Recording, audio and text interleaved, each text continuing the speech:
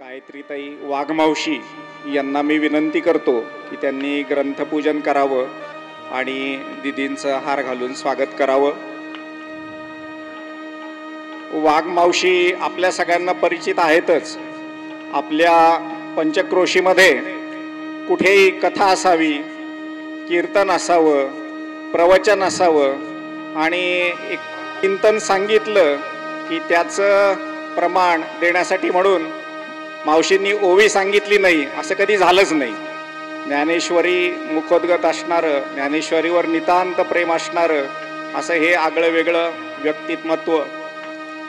आपल्या प्रत्येकाची आई अशी असावी असं सगळ्यांना वाटतं. अशा आमच्या वाघमावशी, त्यांना विनंती करतो की त्यांनी आज ग्रंथपूजन करावं आणि आजच्या कथा भागाची सुरुवात करावी. काल आपण सर्वांनी कृष्ण जन्माचा आनंद घेतला आणि आज या बालकृष्णाच्या सगळ्या लीला आपण दिदींच्या आवाजातनं ऐकणार आहोत. त्याच्यासाठी म्हणून आपण सर्वजण एकचित्त दक्षचित्त होऊन आजच्या कथेचा आनंद घेऊया.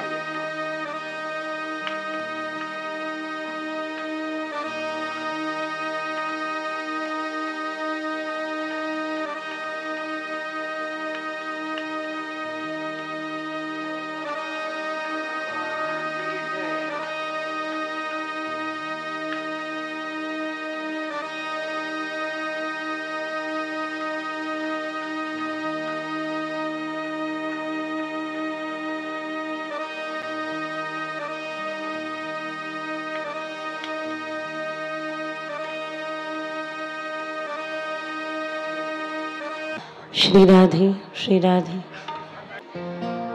हरी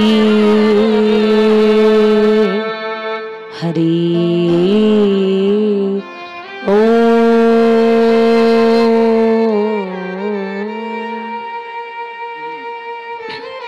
नमामि सद्गुरुं शान्तं सच्चिदानन्द विग्रहम् पूर्ण ब्रह्म परानंदम ईशमानंद वल्लभ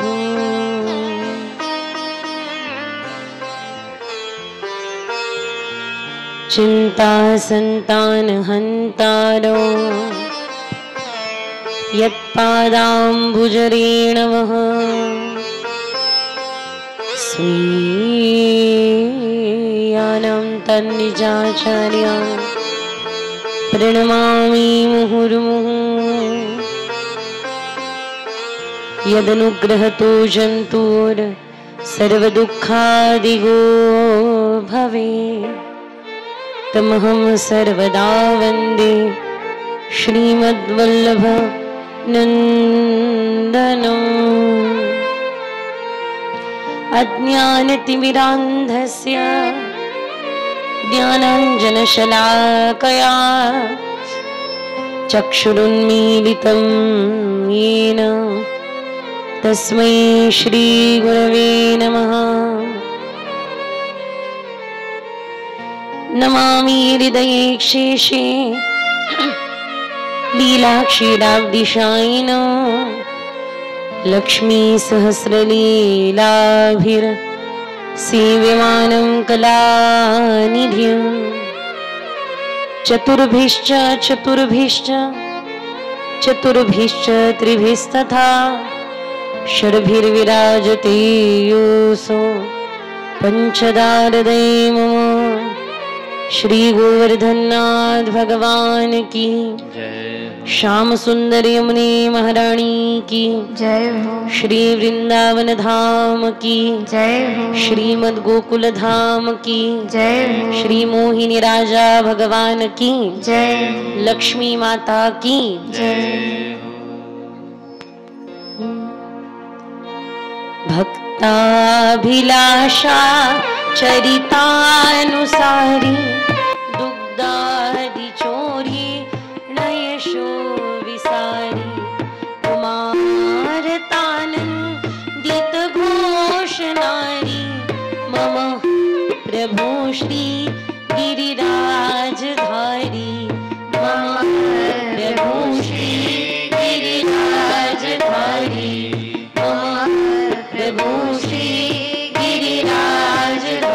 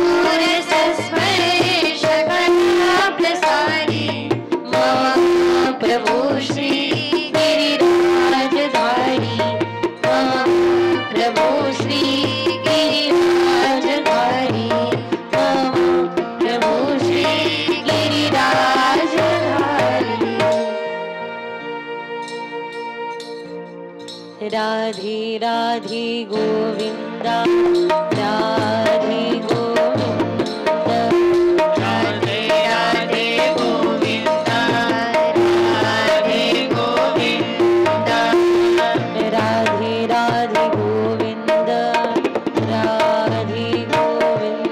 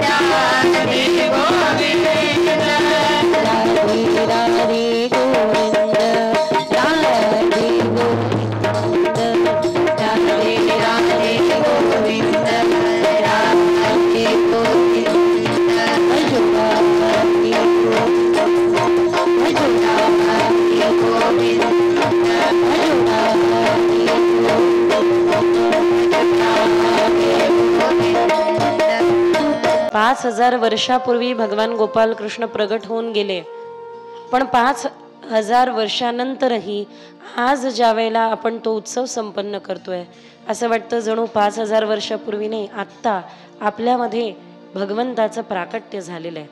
होतो ना अनुभव? हो ना. कारण कृष्णाष्टकम मध्ये म्हटलं जातं, दिने दिने नवम नवम नमामि नंद संभवम. ते प्रत्येक दिवशी नवीन होत जातात आणि प्रत्येक दिवस आपण जीर्ण होत जातो. भगवंताचं स्वरूप कसं आहे? प्रत्येक दिनी नवम नवम, नित्य नूतन. मी जर का तुम्हाला एखादा प्रश्न विचारला की गंगा नदी नवीन आहे की जुनी आहे, सांगा. वाहणारी गंगा म्हणा, प्रवरा म्हणा, ही प्रवरा नवीन आहे की जुनी आहे? जुनी. मग तिच्यातलं पाणी तेच आहे का की जे काल होतं? वाहतंय ना. ते पाणी राहणार का जे उद्या असेल? नाही, उद्या वेगळं असेल. काल पाणी वेगळं होतं, पाणी वाहत आहे. मग आता सांगा, प्रवरा नदी नवीन आहे की जुनी आहे? नवीन आहे. हजारो वर्षापासून भारतात वाहते आहे. आता सांगा, नवीन आहे की जुनी आहे? तर या प्रश्नाचं उत्तर आपण सर्वांकडे एक असेल की चिरपुरातन प्रवरा, पण तिचं जल नित्य नूतन आहे. असे माझे श्याम सुंदर गोविंद नंद नंदन चिरपुरातन आहे, पण मात्र नित्य नूतन आहे. त्यांचं स्वरूप नित्य नूतन आहे. मोहिनी राजांचा शृंगार तुम्ही रोज पहा, वेगळा असतो. एकदा गुरुजी जी मोहिनी राजांची सेवा करतात, जोरदार टाळ्या वाजवा. धन्य ते हात ज्या हातांनी रोज तुम्ही मोहिनी राजांचा शृंगार करता. आणि किती सुंदर शृंगार रोज मोहिनी राजांचा दिव्य इथे साकारला जातो. हात वरती करून मला उत्तर द्या, मी तुम्हाला गिफ्ट देईल. हात वर करून उत्तर द्या बरं का. आज कोणत्या रंगाचा शृंगार मोहिनी देवाने घातलाय? विचारू नका आजूबाजूला, मला सांगा बरं. चला, काल शुभ्र काल होता, काल होता शुभ्र. आज कोणता आहे? हेच तर आहे ना. वृंदावनामध्ये सगळे तर नाही, पण मी कुठेतरी ऐकलं एका महात्म्याच्या मुखातून, भागते भागते भक्तों ने भक्ती को भगा दिया. पळत पळत आपण भक्तीला पळवून लावलं. अगदी असं असं करायचं आणि निघायचं, असं असं करायचं आणि निघायचं. मंदिरात काय पाहतो कळत नाही.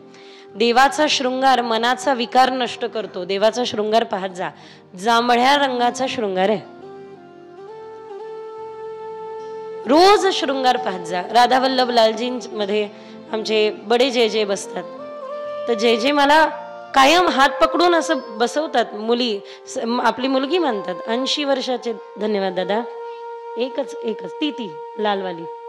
हा बस जमलं. तर हा बस, धन्यवाद. लक्ष द्या की तो जांभळ्या रंगाचा शृंगार मनाचा विकार नष्ट करतो. मला हात पकडून जे जे बसवतात आणि विचारतात की सांग बरं, आज कोणत्या रंगाचा परिधान आहे, किती पायामध्ये किती पैंजण घातले, गळ्यामध्ये काय आभूषण आहे, डोक्यावरती मोरपंख कसा आहे. आपल्या मनाला त्यांच्या शृंगारामध्ये कुठेतरी अडकवा आणि मनाने मग त्यांना पाहत राहा, त्यांना निहारत राहा. मी काल जे तुम्हाला सांगितलं, लीला रस मंजिरी, जे मदन गोपालजींनी लिहिलेली भगवंताच्या लीला चरित्रांची सुंदर गाथा आहे, त्याच्यामध्ये त्या गाथेमध्ये एक सुंदर पद येतं, मोहे चरणन को नूपुर कीजे. इतकं सुंदर आहे. मोहे चरणन को नूपुर कीजे. देवा, मला तुझ्या पायाचं पैंजण बनव, जेणेकरून आहा, नाद ब्रह्म ते ब्रह्म डिगाऊ म्हणजे काय? श्रीजींच्या, श्री राधाराणींच्या पायाचं नुपूर होण्याचं, पैंजण होण्याचं सौभाग्य जर का मला प्राप्त झालं तर श्यामसुंदर विवल होतील. कसे होतील?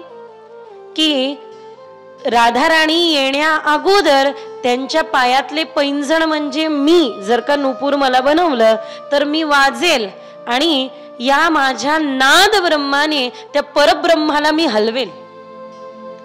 पग पग पदन्यास न्यास पर, माझ्या प्रत्येक पदापदावरती मी साक्षात ब्रह्माला नाचवेल. आणि तुम्ही येण्या अगोदर तुमच्या पैंजणांच्या म्हणजे माझ्या नादाने मी सांगेल की आता श्रीजी येते बरं का, तयार राहा. काय म्हणजे मला कधी कधी असं वाटतं की एखादी व्यक्ती चिंतनामध्ये कुठे पोहोचू शकते, कोणत्या अवस्थेला पोहोचू शकते. अद्भुत आहे. देवाचा शृंगार मनाचा विकार नष्ट करतो. कितीही जुनी ही कृष्ण कथा असो, प्रत्येक दिवशी आपल्याला नवीन वाटते. प्रत्येक दिनी आपल्यासाठी तो नवीन उत्सव असतो. काल आपण कृष्ण जन्म साजरा केला. बरेच जण नाचले. किती जण पहिल्यांदा नाचले? कथेत नाचतच राहतो म्हणा. देवाचं नाव नाचण्याकरता, आनंद घेण्यासाठी. नृत्य ही अभिव्यक्ती आहे आपल्या आनंदाची. ज्यावेळेला परमानंद होतो त्यावेळेला आपण अभिव्यक्त करतो नाचून गाऊन. घरोघर गुढिया तोरणे करती कथा गाती गाणे. घरोघर गुढिया तोरण उभारण्यात येत आहे. सुंदर अशा प्रकारचं गुणगान गात आहे.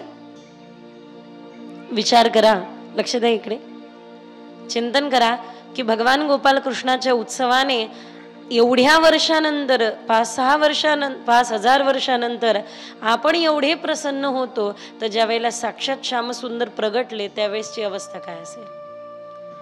प्रज्ञाचक्षू मधुराद्वैताचार्य श्री संत गुलाबराव महाराज यांच्या परंपरेतली मी आहे. प्रज्ञाचक्षू मधुराद्वैताचार्य गुलाबराव महाराज वर्णन करतात, ज्या वेळेला सगळ्या गोपिका श्यामसुंदराला पाहायला जात आहे त्यांची अवस्था काय होत आहे. गगना चढला तोची अंगरंग जाहले अभंग हृदय हे चहू दिशी आजी केली देखिले सावळे केले घन निळे नवल हे.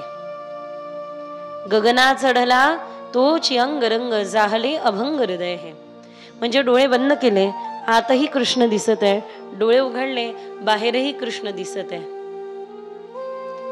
देव पहावयासी गेलो देव होऊन याची ठेलो, ही अवस्था गोपिकांची झाली. गोपिकांनी श्यामसुंदराला पाहावं आणि देहभान विसरावं. कोणी गोपिका श्यामसुंदराला नाहू घालताय. माझी आजी फार सुंदर कीर्तन करायची ती पण, आणि फार सुंदर म्हणायची. न्हाणी न्हाणी निर्मळा ते न्हाणी न्हाणी न्हाणी निर्मळा ते न्हाणी. न्हाणी म्हणजे आंघोळ, श्यामसुंदराची आंघोळ. प्रगटले देव, प्रगटल्यानंतर थोडं साफसूफ करून पाण्यात टाकलं आणि मग गोपिकांनी देवाला न्हाऊ घातलं. तर पहिली न्हाणी कशी आहे देवाची? न्हाणी न्हाणी निर्मळा ते न्हाणी न्हाणी न्हाणी न्हाणी निर्मळा ते न्हाणी. कृष्ण रंगी हरपणी वाणी रे कृष्ण रंगी हरपणी वाणी रे वाणी न्हाणी निर्मळा ते न्हाणी न्हाणी न्हाणी निर्मळा ते न्हाणी. कृष्ण रंगी हरपणी वाणी रे कृष्ण रंगी हरपणी वाणी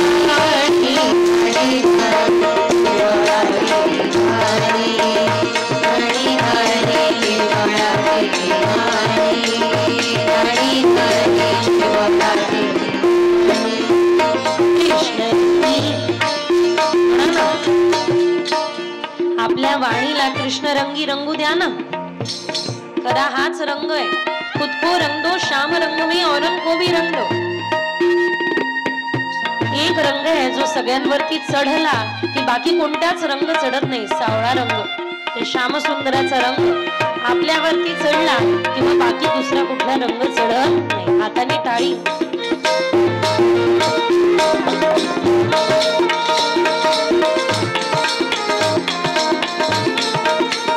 कृष्णरंगी हरपती वाणी रे, कृष्णरंगी हरपती वाणी रे, वाणी हरी निर्मळाचे राणी राणी नामी नामी निर्मळाचे राणी राणी नामी नामी निर्मळाचे. कृष्णरंगी हरपली वाणी. गोपिका येत आहे, पाहत आहे आणि मंत्रमुग्ध होत आहे. मोहिनी टाकताय देव.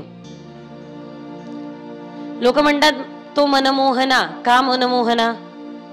आपलं मन मोहित केलं म्हणून मनमोहना. काय? नाही नाही, त्यांच्या मनामध्ये आपल्याविषयी मोह ना म्हणून तो मनमोहना. तो अच्युत आहे, त्याला कशाचा स्पर्श होत नाही, पण मात्र त्याचा स्पर्श झाल्यानंतर आपण राहत नाही, तो होऊन जातो. पूर्णात पूर्ण मुदच्यते, असं त्याला प्राप्त झाल्यानंतर आपण पूर्णत्वाला जातो, एवढं मात्र नक्की. ते पूर्ण स्वरूप आहे. एतेश चांस कला पुंस कृष्णस्तु भगवान स्वयं. प्रत्येकाला पूर्ण होण्याची इच्छा आहे. प्रत्येकाची धाव पहा कुठे. पाणी हे नेहमी खालच्या दिशेला वाहतं, म्हणजे समुद्राच्या दिशेला वाहतं. ही गोष्ट वेगळी आहे, ज्याची त्याची जर्नी, ज्याच्या त्याच्या जर्नीच्या भाग्यावरती अवलंबून आहे. काही पाण्याचे स्रोत नाल्याला, नाला नदीला, नदीला समुद्र जाऊन मिळतो, पण मात्र काही पाणी, काही जलस्रोत हे मध्येच नष्ट होऊन जातात. ज्याची त्याची जर्नी डिपेंड आहे की कुठपर्यंत आहे. सध्या या ठिकाणी 1 ग्लास सांडवलेलं पाणी मी कदाचित जमिनीत जिरेल, जमिनीतून नदी प्रवाहांना जाईल, नदी प्रवाहातून समुद्राला भेटेल, पण कदाचित ते पाणी पुढे त्याला गती मिळेल. सांगण्याचं एक मात्र तात्पर्य हे ही ज्याच्या त्याच्या आपापल्या डेस्टिनीवर, जर्नीवर डिपेंड आहे की त्याला कुठे गती मिळेल, पण त्याची ओढ ही नेहमी खालच्या दिशेला म्हणजे समुद्र दिशेला असते. अग्नी ज्या वेळेला आपण लावतो त्यावेळेला अग्नीची ठिणगी ही सूर्याचा अंश आहे. सूर्य चक्षुर जायते, सूर्याचा अंश आहे. त्यामुळे तुम्ही आग लावल्यानंतर ती ज्योत कधीच खालच्या दिशेला नाही जाणार, वरच्याच दिशेला जाते. माझा एवढा अभ्यास नाहीये ज्ञानेश्वरीचा, पण मात्र ओवींच्या रूपात मला सांगता येणार नाही. पण कोणीतरी माऊलींना फार सुंदर प्रश्न केला की माऊली, ही संपूर्ण प्रकृती परस्पर प्रकृतीत गुण विरोधी आहे. रज, तम आणि सत्व, हे तीनही गुणांनी भरलेली ही प्रकृती आहे. परस्पर विरोधी असलेले हे गुण एकत्र येऊन प्रकृती कसे बनतात? माऊलींनी दिव्याचं उदाहरण सांगितलं.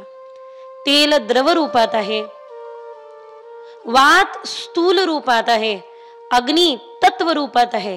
तीनही परस्पर गोष्टी विरोधी आहे, पण एकत्र येऊन दिवा बनतो ना, तसं रजतम सत्व परस्पर विरोधी असले तरी एकत्र येऊन प्रकृती बनतात.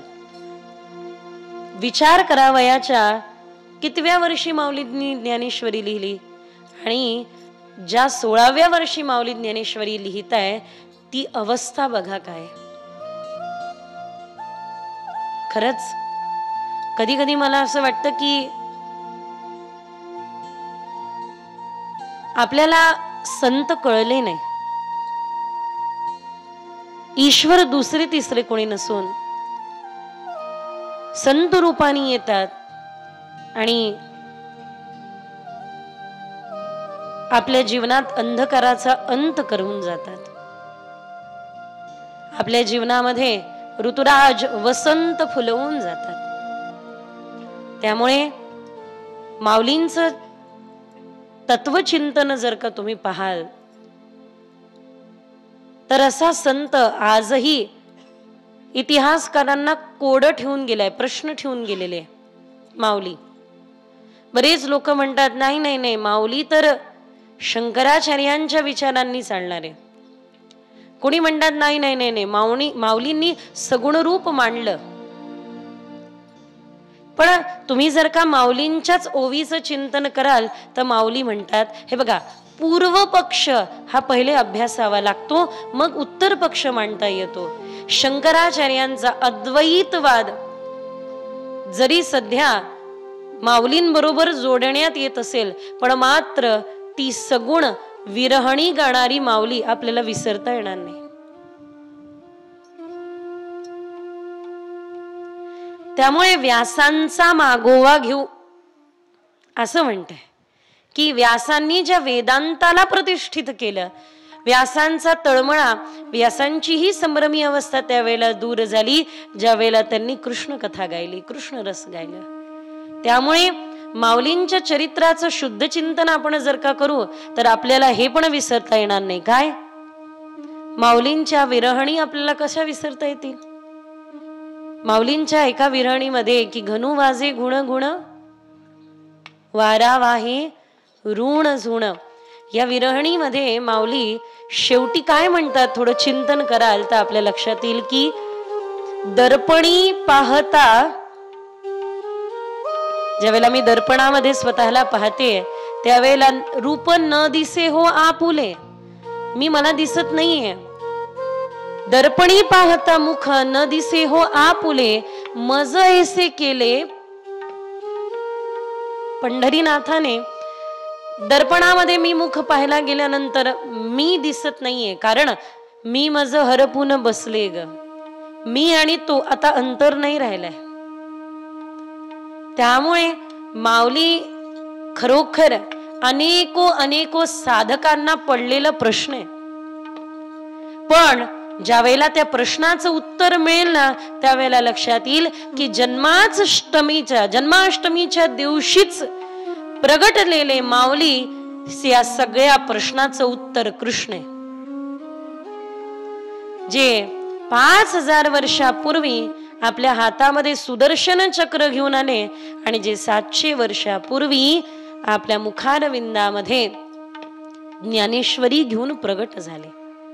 आणि म्हणून साधकांना पडलेला प्रश्न म्हणजे माऊली आहेत की नेमकं माऊली कोण आहे, माऊली काय आहे, हे कोडच राहू द्या. ज्याने जाणलं तो बोलणार नाही, जो बोलतोय याचा अर्थ त्यांनी अजून जाणलंच नाही.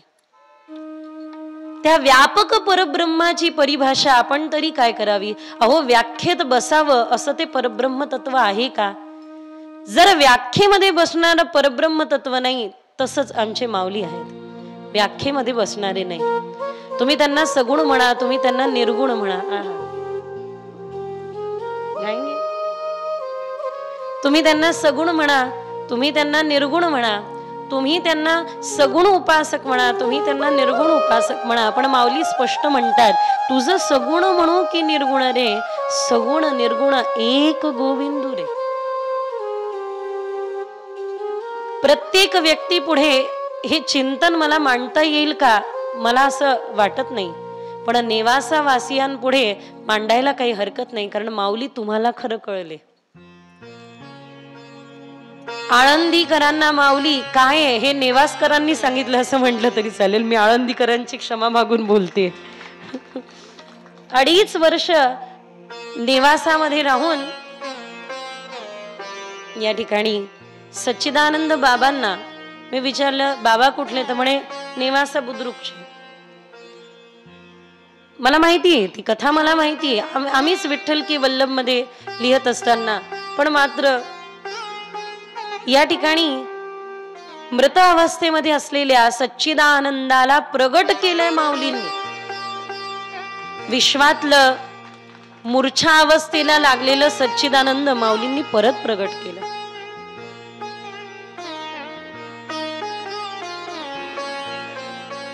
बाराशे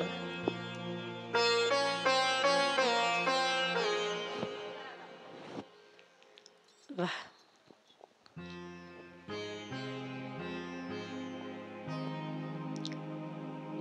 अरे बाबा, नाव सच्चिदानंद आहे आणि का असं पडू नये?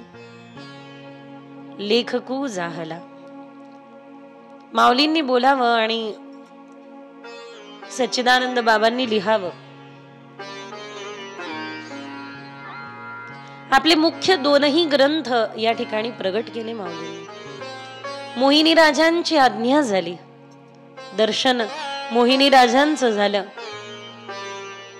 आणि स्वतः माऊली सांगतात की ती आज्ञा झाल्यानंतर या ठिकाणी विराजमान होऊन जगताला विश्वाला हे परम अमृत पाजलं.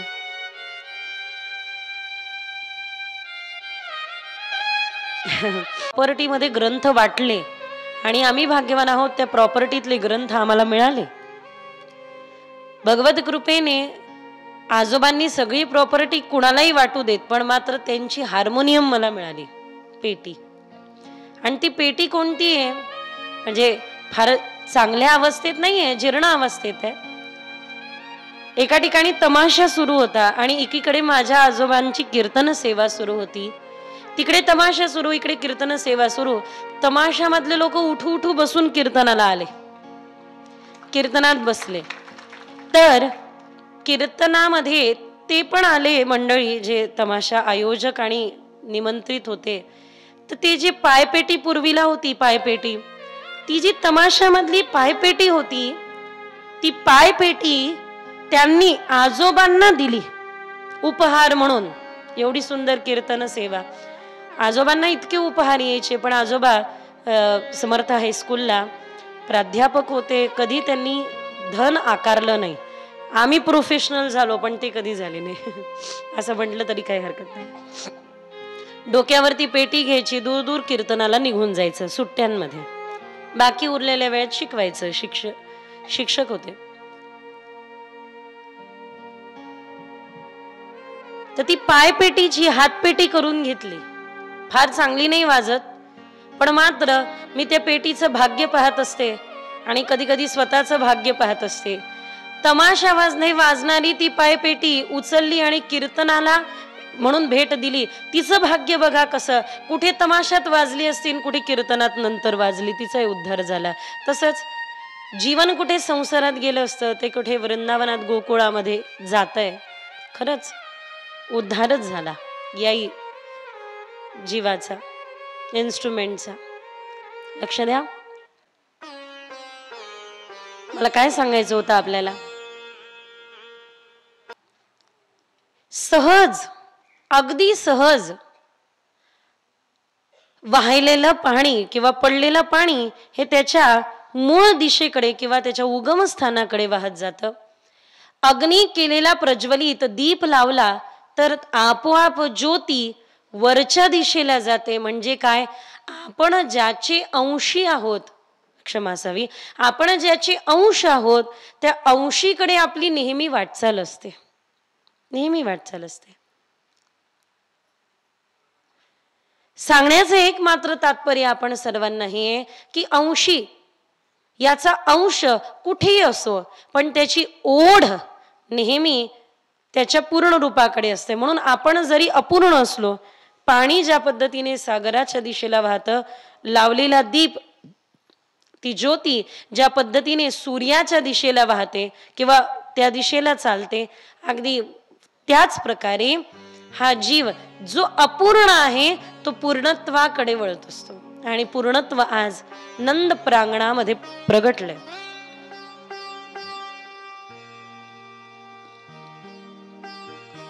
अजन्मा भगवान अवतार घेतात. स्वामी अखंडानंद सरस्वती सांगतात की जन्माला आल्यानंतर जन्माचा उद्देश शोधतो तो जीव आहे आणि विशेष उद्देश घेऊन जन्माला येतो तो अवतार आहे. जो विशेष उद्देश घेऊन अवतरित झाले ते माऊलींचं किंवा ते संतांचं प्रागट्य, ते संतांचं येणं विशेष उद्देशाकरता. तसं देवाचं येणं पूर्णानंद प्रगट व्हावा यासाठी ही सगळी खटाट. देवाला या क्षणी आपल्या पूर्ण स्वरूपाचा आनंद द्यायचा आहे, कुणालाही अपूर्ण ठेवायचं नाहीये. श्यामसुंदर प्रगटले. तत आरभ्याम सर्व समृद्धिमान नंदस्य व्रजः. त्या नंद व्रजामध्ये सर्व समृद्धी आणि सर्व आनंदित अशा पद्धतीने जल्लोषात उत्सव साजरा करते.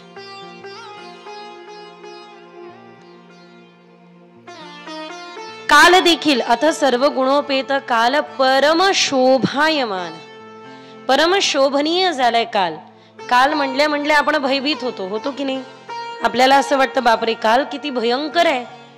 काळ म्हटल्यानंतर आपण थोड्या वेळाकरता चिंतन करतो.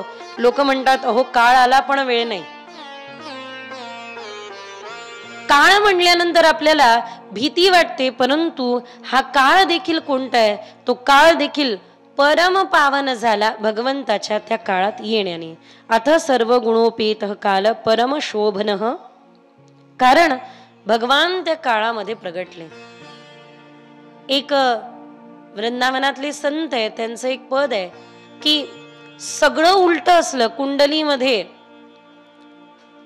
बुध ग्रह चुकीच्या स्थानात असला, अशुभ कर्तरी योग असला, कोणत्याही प्रकारचा लाभ नसला, तरी देखील ज्याला कृष्ण अनुकूल आहे असे विकृत असलेली कुंडली देखील आपल्याला सुकृत फळ देतं. ज्याला कृष्ण अनुकूल आहे, ज्याच्या जीवनामध्ये श्रीकृष्ण भक्ती आहे. त्यांनी सगळं असं वर्णन केलेलं आहे की विकृतीमध्ये असलेल्या सगळ्या ग्रह जे कुठे कोणत्याही स्थानामध्ये असू द्या, पण आपल्या जीवनामध्ये जर का कृष्णचंद्र असेल तर सगळं अनुकूल आहे. चंद्राच्या अनुसार राशी पाहिल्या जाते. चंद्र ज्या घरात आहे त्यानुसार आपल्या राशीचा परिचय होत असतो. अगदी त्या प्रकारे कृष्णचंद्र जर का आपल्या अनुकूल आहे तर सगळं आपल्या अनुकूल आहे. म्हणून मी म्हणत असते एक मणी आपल्या कंठात घाला. आमच्याकडे फ्री मध्ये देतो आम्ही. एक मणी आपल्या कंठामध्ये परिधान करा. तुम्ही जिथे जाल त्या ठिकाणी तुमचं कार्य सिद्ध होईल. तुम्ही जे बोलाल ते व्हायला लागेल. तुम्ही जे वागाल ते उत्तम असेल. तुम्ही ज्याचं हित चिंतन करणार त्याचा उद्धार होईल. तुम्ही जगताच्या कल्याणाचे पात्र बनाल. अहो म्हणतात ना, लाथ माराल तिथे पाणी काढेल. फ्री मध्ये द्यायला बसलोय.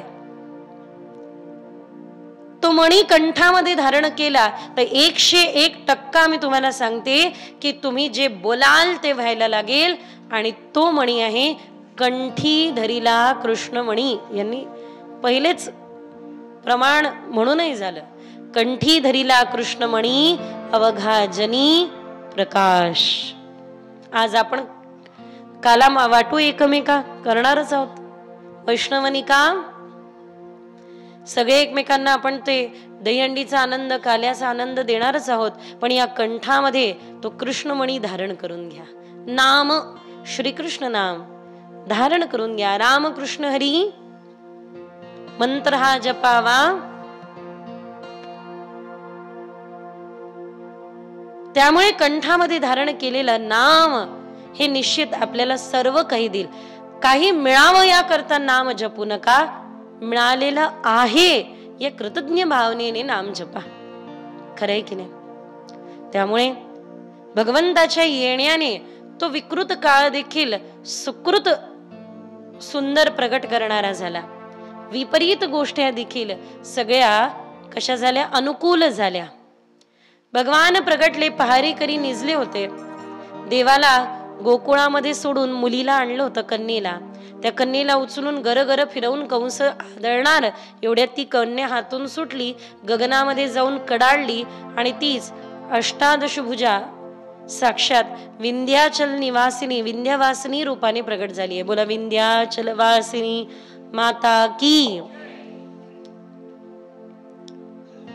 भगवंताच्याही अगोदर जी प्रगटली ती म्हणजे ही माया, भगवंताची योग माया. देव येण्या अगोदर मायेला पाठवतात आणि म्हणतात की तू जा आणि माझं कार्य आरंभ कर. तर योग मायेने भगवंताच्या प्रागट्याची सगळी तयारी करून ठेवलेली आहे. यथोचित तयारी झालेली आहे. भगवंताच्या प्रगटण्याने संपूर्ण गोकुळात आनंद ही आनंद आहे. सगळे देवता गोमातेमध्ये आपलं स्थान घेतले. कारण नंद बाबांना स्वप्न असं पडलं होतं की साक्षात मी गायी चारण्या करता येतोय. विप्रधेनु सुरसंत हित लीन मनुज अवतार. विप्रधेनु सूर संतांच्या हिता करता मी मनुज अवतार घेत आहे. आज तो आनंद पूर्ण ब्रह्म सकल घट व्यापक असे नंदनंदन श्याम सुंदर प्रगटल्या कारणाने जयति तेदिकं जन्मना व्रज श्रयत इंदिरा शश्वदत्रही. इंदिरा लक्ष्मी स्वतः गोमातेला स्थान मागत आहे. त्यावेळेला गौमाता म्हणते माझं सर्व अंग देवतांनी भरलं, आता तुम्ही स्थान कुठे घेणार? गाईच्या शेणामध्ये गौमातेच्या लक्ष्मी मातेने स्थान घेतलं, म्हणून जिथे जिथे गाईचं शेण पडतं त्या त्या ठिकाणी लक्ष्मीचा वास आहे. आजही गोकुळामध्ये आपल्या द्वारापुढे येणाऱ्या गोमातेंच्या शेणानेच आपल्या गुरुकुलाच्या पुढे रोज सडा सारवण होत. आणि सुंदर अशा प्रकारे गोमातांच्या सेवेमध्ये सकाळी आपलं जो गुरुकुल आहे तो कमलकुंडाच्या जवळ आहे, जिथे भगवान गोपालकृष्ण गायी चरतात. 40-45 मोरांच्या आवाजामध्ये रोज आमची पहाट होते. द्वारावरती मोर येतात आणि गोमातेंचा हंबरडा सगळीकडे दिवसभर ऐकू येतो. अशा सुंदर वातावरणामध्ये श्रीकृष्ण लीला रसांचं चिंतन करताना जो आनंद मिळतो यमुनेच्या तटावर, श्री यमुना महाराणींच्या तटावर, तो मी तुम्हाला काय सांगू. म्हणून खरंच जर आजच गोकुळ एवढा आनंद देत असेल तर ज्यावेळेला साक्षात श्याम सुंदर प्रगटले त्यावेळेस ते गोकुळ, त्यावेळेस ते व्रज, काय आनंद तेच. गोकुल, गो म्हणजे इंद्रिय, या इंद्रियांच्या संकुलामध्ये जे विराजमान परमानंद तत्व आहे तेच गोविंद आहे. आज तो आनंद पूर्ण ब्रह्म सकल घट व्यापक. आरंभ करा, सोबत गाऊ. आरंभ करा. तुम्ही छेडल्यानंतर मन राहवत नाहीये, आता ऐकायची इच्छा. फार सुंदर रचना आहे. आज तो आनंद पूर्ण ब्रह्म सकल घट व्यापक. सर्वा घटी राम, असं सर्वा घटांमध्ये उपस्थित असलेलं एक परब्रह्म तत्व सावळ रूप धारण करून आलंय. गोलमटोर सफरचंदासारखे लाल लाल गाल आहे, गुलाबी गुलाबी ओठ, लांब लांब नाक, घुंगराले केश देवाचे, गुढा केश. बाल रूपामध्ये साक्षात गोविंद रूपात आनंद प्रगटला. आज तो आनंद आनंद, आज तो आनंद आनंद, आज तो आनंद आनंद, आज तो आनंद आनंद. पूर्ण ब्रह्म सकल घट व्यापक, पूर्ण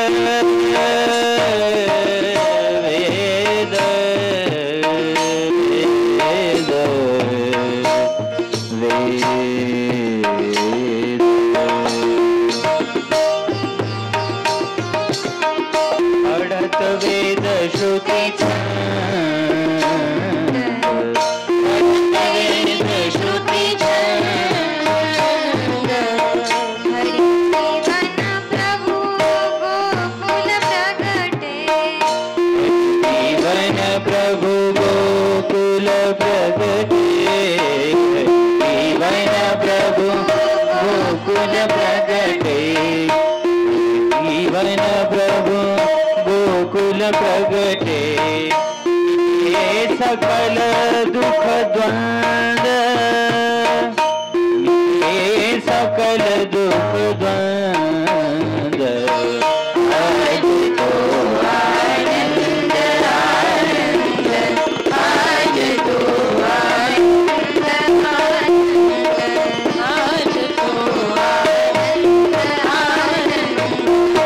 आज तो आनंद आनंद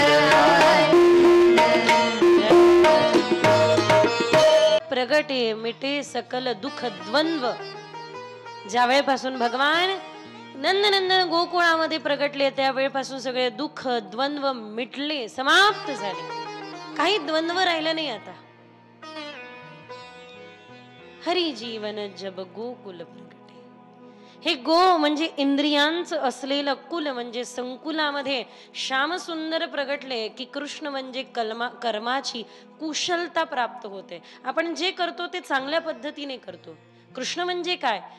कर्माला कुशलतापूर्वक करणे म्हणजे कृष्ण. स्किलफुली प्रत्येक कर्म करणे म्हणजे कृष्ण. आणि याच गोकुळामध्ये कृष्ण तत्व प्रगट होत असतात. बघा,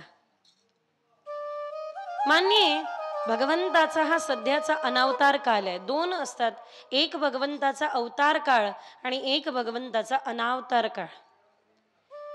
श्रीकृष्ण श्यामसुंदर सध्या अवताराने सध्या प्रगट नसले तरी आपण भागवताचं चिंतन करत आहोत, म्हणजे आपल्या हृदयामध्ये मात्र सदा भगवंताचा अवतार काळ चाललाय. आमच्या पुष्टी मार्गामध्ये परंपरेमध्ये तर असं म्हणतात की सगळे उत्सव साजरा करायचे. जन्माष्टमी म्हणजे आपल्या घरी ब्रह्मसंबंध झाला, आपल्याकडे श्यामसुंदर आले म्हणजे ठाकूरजींचा जन्म झाला. आपल्या मनामधल्या विकृती समाप्त झाल्या की समजायचं पूतनाचा वध झाला. निरंतर मुखामध्ये भगवंताचं नामस्मरण आपल्या राहायला लागलं की समजायचं आता गर्गाचार्यांनी आपल्या हृदयातल्या श्यामसुंदराचं नामकरण केलं. शकटासूर, अगासूर, बकासूर, धेनुकासूर, केशी या सगळ्यांचा वध म्हणजे आपल्यामधल्या कामक्रोधादींचा समाप्त होणे. रासलीला म्हणजे काय? शरद पौर्णिमा म्हणजे काय? आपली देवाबरोबर लग्न लागली आणि एकदा का फक्त तो मज व्हावा, प्रभू जीवीचा विसावा असं झालं की समजायचं महारास लीला आपल्या चित्तामध्ये सुरू आहे. दुनियेतले सगळे रंग फिके आणि एक मात्र पांडुरंग आपल्याला आवडू लागला की समजायचं होळी चाललीये रंगाची. शिमगा आला.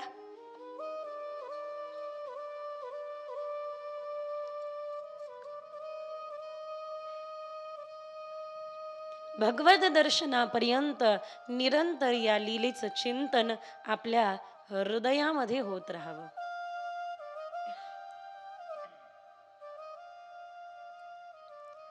एखादा पदार्थ जरी घरी करत असू ना, एखादा आमच्या गुरुस्थानी एक दीदी आहे सरोजबेन, गुजराती ब्रजवासी आहे तशा. ते इतकं सुंदर बोलतात की दीदी घरात झाडू का मारायचा माहितीये? घरात झाडू स्वतःच्या हाताने का लावायचा?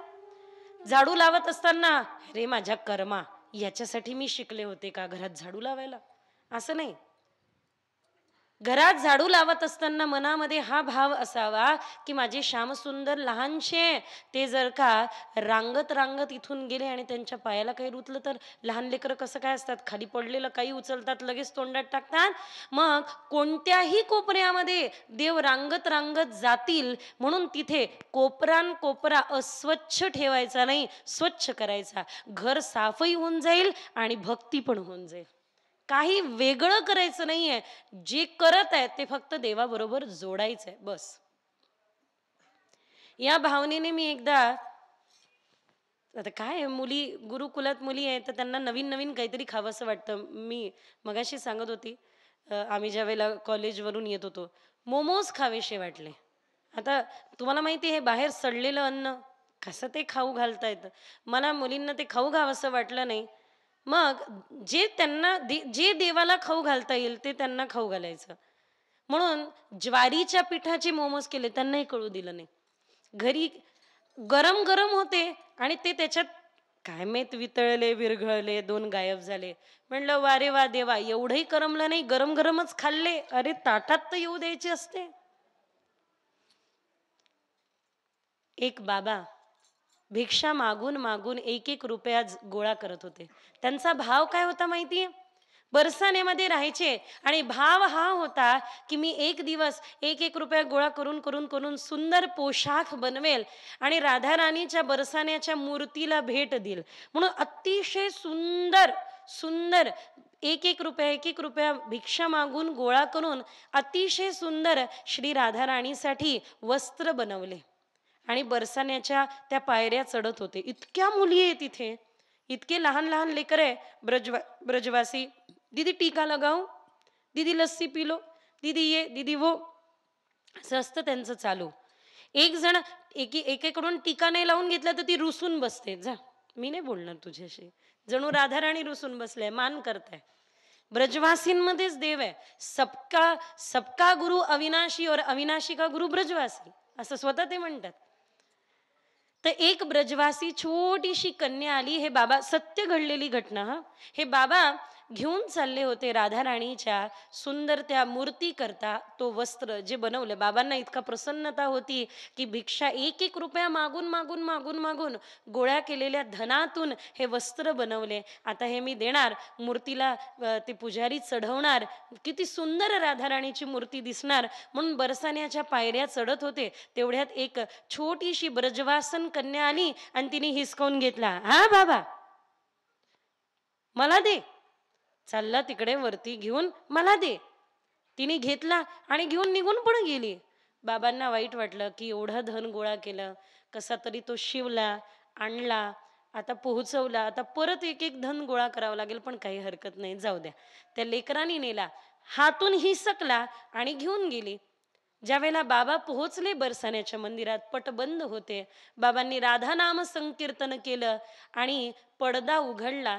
ज्या वेळेला पट उघडला त्यावेळेला पाहिलं की जे वस्त्र बाबा घेऊन आले होते तेच वस्त्र मूर्तीने त्या ठिकाणी घातलेले होते. नेत्रातून अश्रुधारा वाहू लागल्या आणि मनामध्ये विचार आला की श्रीजी, एवढी तुम्हाला चैन नाही पडली की मी चढून येईल आणि मग तुम्हाला देईल आणि मग तुम्ही कधीतरी घालाल आणि मग कधीतरी मला दिसाल, एवढी चैन नाही पडली. त्या अगोदरच श्री राधा राणींनी ते घेऊन घेतलं आणि त्याचा स्वीकार केला. प्रत्यक्ष अनेको अनुभव, अलीकडचा अनुभव अनेको भगवत कृपेने मी सांगते. आमचे रमेश बाबा आहे त्या रास मंडलाचे, त्यांच्याकडे साक्षात राधा राणी आल्या आणि राधा राणींनी स्वतःच्या हाताने तीर्थ म्हणजे एक अनुग्रह दिला. तर त्यांचे चरण प्रक्षालन केलेलं तीर्थ होतं. साक्षात राधा राणी प्रगटल्या आणि ज्यांनी ज्यांनी त्यांचं दर्शन केलं रमेश बाबांच्याकडे, त्यांनी अनुभव पण केला. तर त्यांचे चरण प्रक्षालन केलेलं तीर्थ होतं. मला माहिती नाही, मी आपली असंच बरसाण्याला गेले. गिरीबाबांनी आमच्या बोलवलं म्हणून मी गेली आणि गिरीबाबांनी ते तीर्थ काढलं आणि आम्हा सगळ्या सेविकांना, आम्हा सगळ्या दीदींना वगैरे दिलं आणि सांगितलं की हे पता है क्या है, हे माहितीये काय. रमेश बाबांकडे जे साक्षात राधा राणींचा अनुभव चमत्कार घडला ते हे साक्षात जलरूप तीर्थ आहे, त्यांच्या चरणाचं. मी खरंच स्वतःला भाग्यवान समजते. मला इतका सुंदर संग मिळाला. ब्रजवास घडत असताना मला इतका आशीर्वाद मिळाला ब्रजवासींचा, मी काय सांगू तुम्हाला. एक दिदी आहे, सौभाग्य दिदी, वय 80च्या पुढे, मीराबाईंच्या परिवारातल्या त्या राजमाता आहे. एवढा मोठा राजमहल ते सोडून 10x10च्या रूम मध्ये राहतात वृंदावनामध्ये. सगळं जीवनाचा त्याग करून तिथे राहतात. मला आश्चर्य वाटलं, मी त्यांचे फोटो पाहिले. राजमाता आहे त्या, केवढं वैभव आहे आणि ते सोडून गुरुस्थानी 10x10च्या खोलीमध्ये राहतात. आणि त्यांनी मीराबाईंची चरित्र कथा लिहिली, खूप सुंदर आहे. कधी योग मिळाला तर तुम्ही नक्की वाचा. फार सुंदर पुस्तक आहे. मीराबाईंचं चरित्र त्यांनी अत्यंत उत्तम लिहिलं. मी त्यांच्या सोबत काही दिवस होते. सौभाग्य दीदी फार सुंदर बोलल्या. दीदी म्हणल्या की मी माझ्या गुरूंना कायम विचारायची, गुरुदेव सब छोड़ के आ जाओ वृंदावन, सब छोड़ के आ जाओ. त्यावेळेला माझे गुरुदेव मला म्हणायचे, म्हणे तू कर्तव्य कर्म कर, तू तुझे कर्तव्य कर्म कर, एक दिवस तुझे केलेले कर्तव्य कर्म वैराग्य रूपी प्रसाद तुला प्रदान करतील. म्हणून तू कर्तव्य कर्म कर, तुला वैराग्य प्रसाद मिळेल, प्रसाद रूप मिळेल. आपण पळपुटे बनण्याची गरज नाही, पळपुटे बनण्याची गरज नाही, पळून जायची गरज नाही. भागना नहीं है संसार से, संसार में तो जागना है. कर्तव्य कर्म करायचे आहे, कर्तव्य कर्म वैराग्य रूपी प्रसाद देतील. आणि मग बघा काय आनंद असेल जीवनाचा. श्याम लगे संग डोले, मागे पुढे उभा राहे सांभाळीत, आली या घात निवाराया.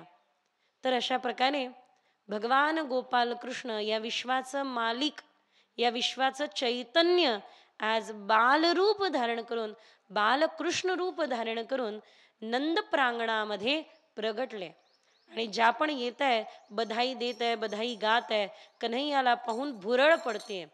गोपिका म्हणताय आजपर्यंत मैया भरपूर लाला पाहिले, पण तुझ्या लालासारखा लाला नाही पाहिला बघ, केवढा तो गोजिरवाण आहे. डोळे बंद केले तर आताही कृष्ण दिसत आहे, डोळे उघडले तर याती कुळ माझे गेले हरपुनी, श्रीरंगा वाचुनी अणून येणे, किती हो शिकवाल मज वेळोवेळा. कोणी कितीही शिकवलं तरी आता मात्र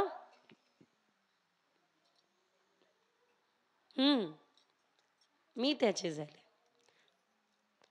तर अशा प्रकारे गोपिका आनंद घेत आहे. भगवंताच्या प्रागट्याचा आनंद सर्वदूर पसरलाय. गवळण सांगी गवळणीला पुत्र झाला यशोदेला. ही गवळण काही सांगतच नाही, पण या गवळणीला म्हणा तुम्ही फार सुंदर गाते, पण तुम्ही म्हटलं सांग तर ही गवळण सांगेल आपल्याला काय झालंय नेमकं. सांगा सांगा, सगळे म्हणताय सांगा. वैष्णवीताई एक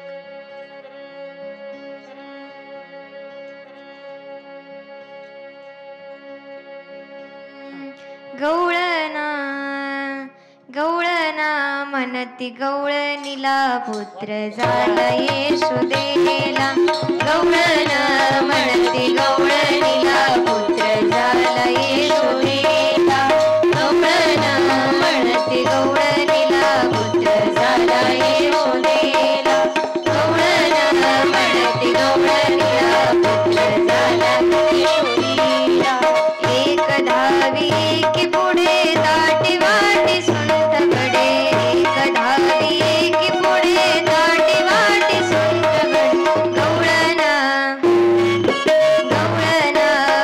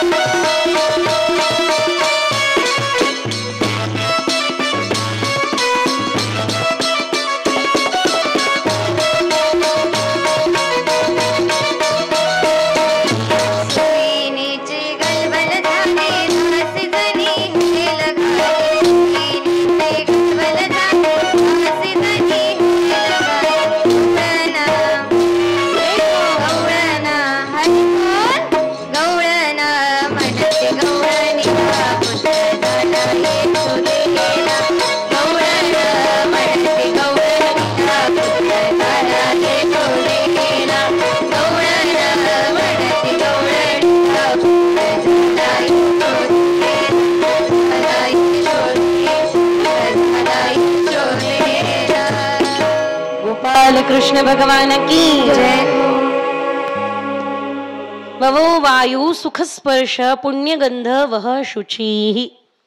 हा हा हा, सुंदर सुगंधित वारा वाहतोय आणि आनंद येतोय सगळ्या गोपी. अच्छा, काही चुकीचं घडलं नसेल का, काही त्रास कोणाला झाला नसेल का, गोकुळात कोणी त्यावेळेला मरण पावलंच नसेल का? अहो सगळं होत आहे, पण दुःखाकडे लक्ष द्यायला कोणाला वेळच नाहीये. आनंदच एवढा आहे की नंदाच्या घरी झाली दाटी. आनंदाने उत्सव संपन्न करताय. पण या उत्सव सुरू असताना महादेवांनी विचार केला की या सुखापासून मी का वंचित राहावं, म्हणून महादेव जोगी लीला करायला निघाले. आत्मा तो शिवाचा राम जप. महादेव निरंतर भजन करी महादेव, श्रीराम जय राम, राम पूजी सदाशिव. माझ्या भगवान श्री विष्णूंनी कृष्ण अवतार घेतलेला आहे.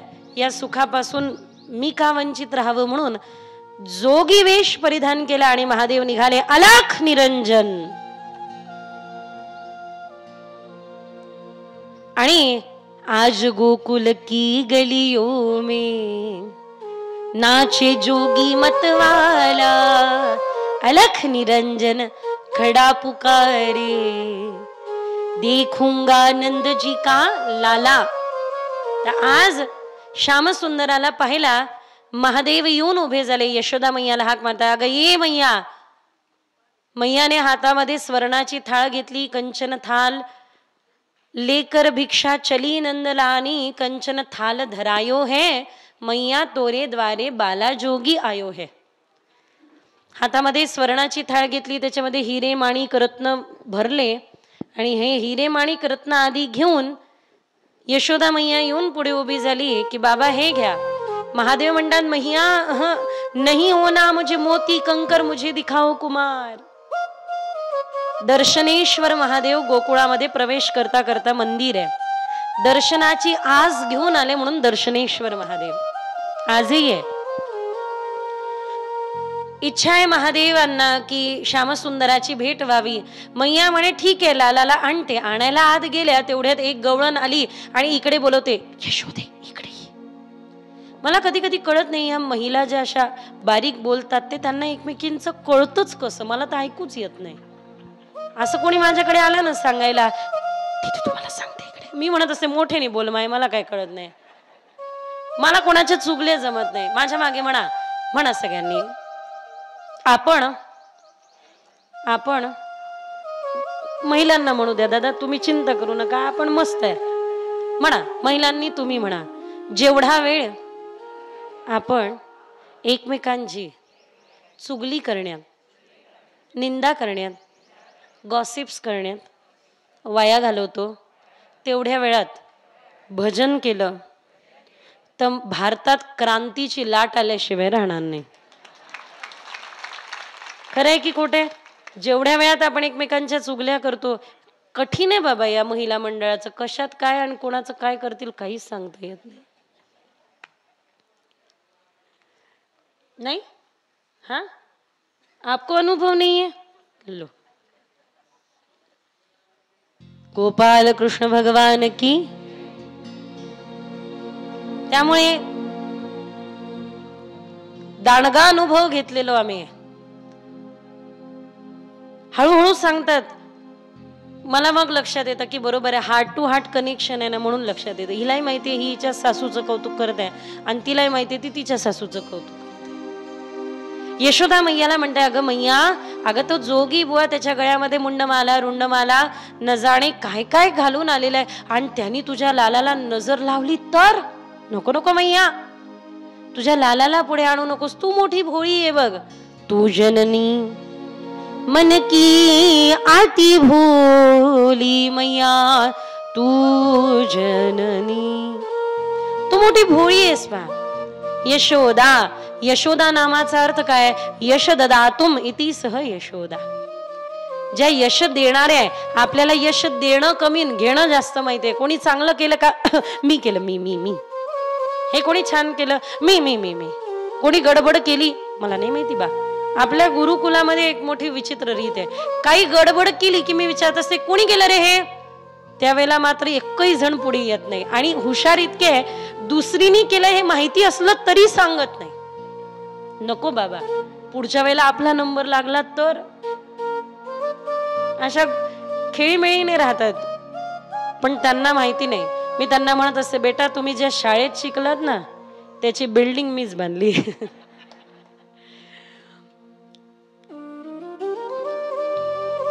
गोपाल कृष्ण भगवान की.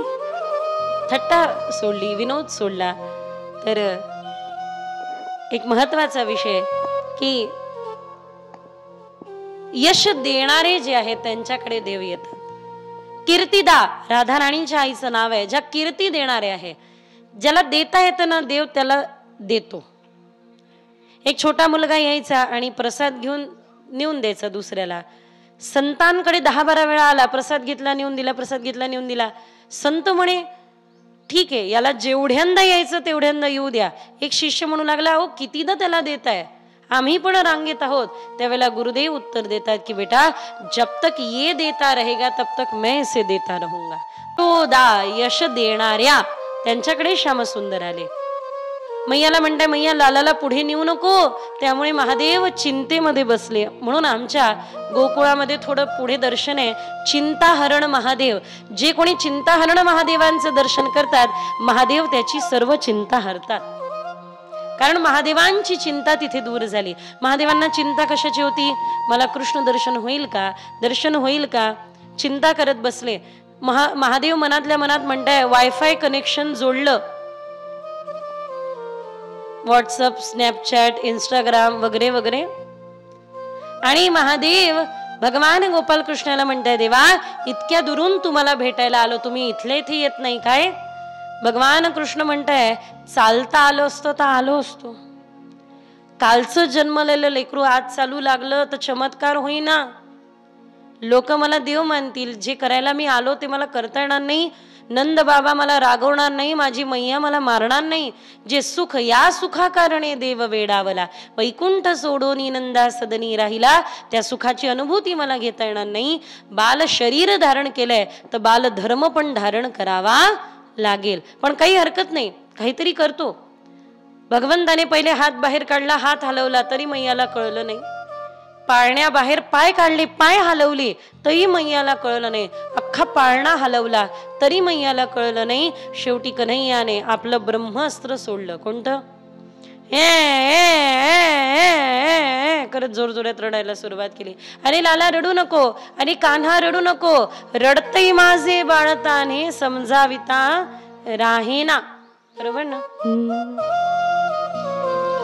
मी माझ्या आता बसलेल्या आवाजामध्ये म्हणते हा, तुम्ही मला सोबत साथ द्या. रडते माझे बाळताने समजाविता राहेना. रडते माझे बाळताने समजाविता राहेना.